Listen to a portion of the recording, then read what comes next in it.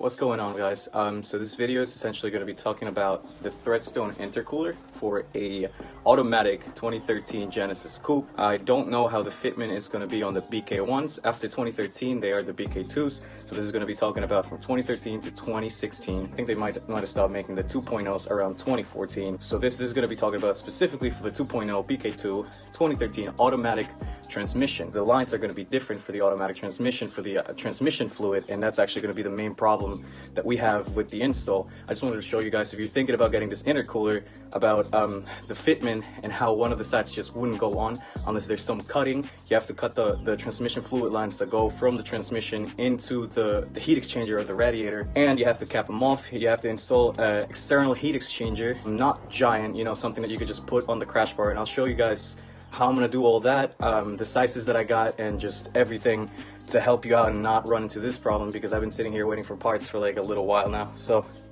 let's get to it. So first things first, this is the intercooler. Okay, the intercooler size is actually not bad. Okay, it's not the biggest core, but it's actually not terrible. It does rest behind the bar here, so as you can see, there's some space there, so it's not gonna be hitting the front bumper or anything like that, hopefully. This side went on just fine, right? Cursor around here, goes up. This is the HKS flange. Already got the blow-off valve for that, so I'm gonna be installing that soon. So these are the clamps that it comes with. Installed it here, right? This is the intake side, no problems there. The problem here, this problem here is that on the automatic 2013 2.0, you have these lines running here, right?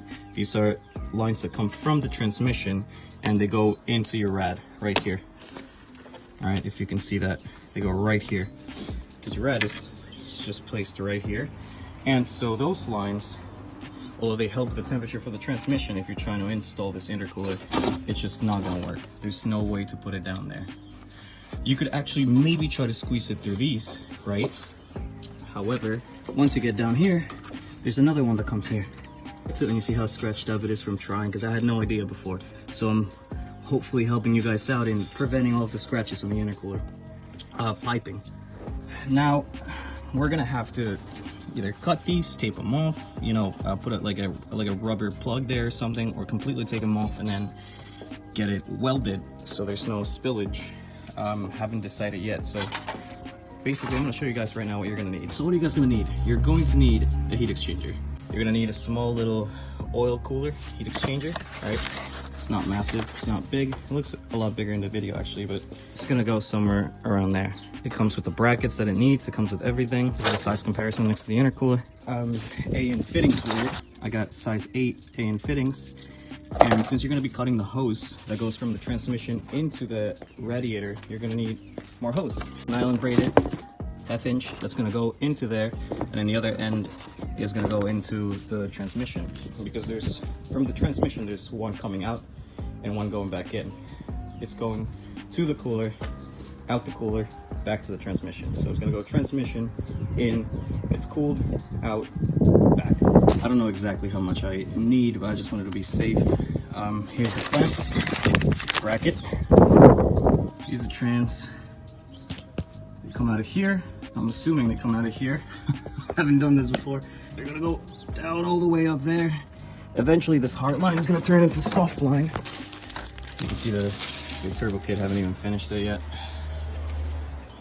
It's Garrett 3071, got meth injection too, but obviously the car's not running right now for obvious reasons. The soft lines are gonna run from the transmission, and it's gonna be these two here. We're gonna be taking them off from the transmission end, taking them off from the hard side, putting in the new line, cutting it so the one coming out from the tranny comes here to the cooler, and then it goes back out.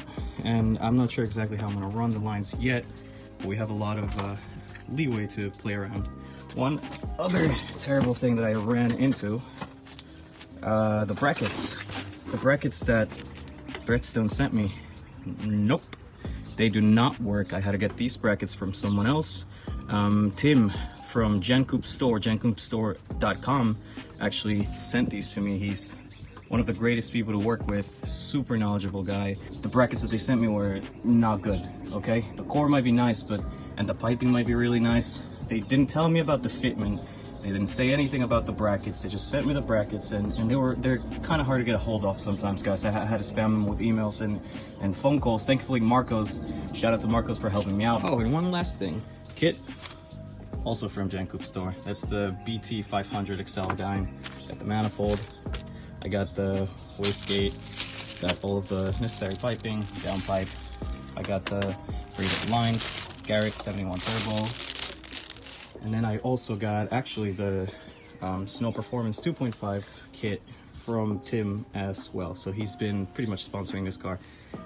Great guy to work with again, all right? Huge thumbs up. I would also like to thank Brian Paul at this moment, because he's been a huge help as well. So that's pretty much it, guys. If it helped anyone out, you know, I hope it does, because it's been quite a while for me, especially with everything going on in life. I got school, I have work, I'm studying for the DAT. Shout out to anyone majoring in bio or anything like that. A simple job can turn into a very long job just because of minor things like these. If you don't have the tools, if you don't know what you're doing. This is the first time actually installing an intercooler. First car I ever worked on like that. You know, had a Maxima before that, but this is my first tuner turbo car.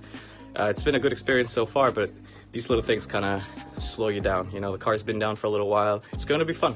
It's got forged internals, hoping to push past 400 wheel. We'll see how much we could play with the torque now with the new transmission cooler, because the transmission starts slipping at around 350 to 370 from what I've heard. Catch you guys later, man. Thank you for watching.